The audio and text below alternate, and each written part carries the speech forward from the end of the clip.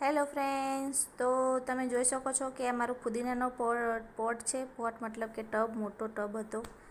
એને મેં ટબમાં લગાવેલો ફુદીનો, ચંપો, બહુ બધા આમાં ડ્રેગન ફ્રૂટ બી હતું, એને મેં અલગ કરી લીધું. ચંપાનું બે ઝાડ હતા, એના પણ અલગ કરી લીધા છે.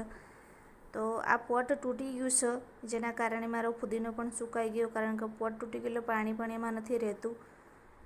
તો એના કારણે ફુદીનો પણ સુકાઈ ગયો છે.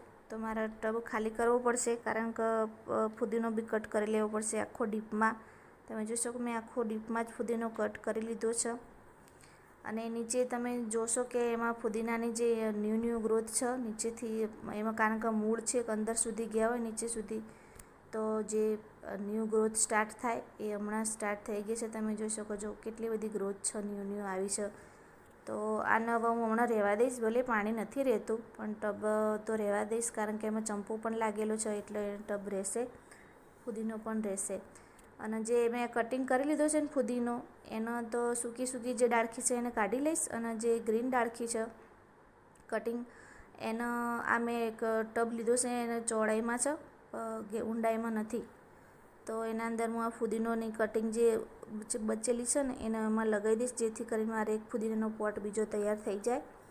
તો એના માટે ટબ લઈ લીધો છે નાનો એવો, અને એમાં કટિંગ લગાવી દીધી છે. બધી જ કટિંગ જેટલી પણ હતી એટલી બધી જ કટિંગ મેં એકમાં જ લગાવી દીધી, કારણ કે અમુક કટિંગ લાગશે ને અમુક સુકાઈ પણ જશે. તો એના માટે જેટલી પણ કટિંગ હતી એટલી બધી જ કટિંગ મેં ફુદીનાની લગાવી દીધી છે. હવે એને પાણી નાખી અને 2-4-5 દિવસ એને છે ને તો છાવમાં જ રાખીશ, શેડ નીચે, જેથી કરીને ફુદીનાની જે કટિંગ મેં લગાવી છે ને જલ્દી સારી રીતે લાગી જાય. એના માટે 2-4 દિવસ તમારે છાવમાં જ મૂકી દઈશ હું હમણાં, પછી એને પાછી ધૂપમાં મૂકીશ. Happy gardening.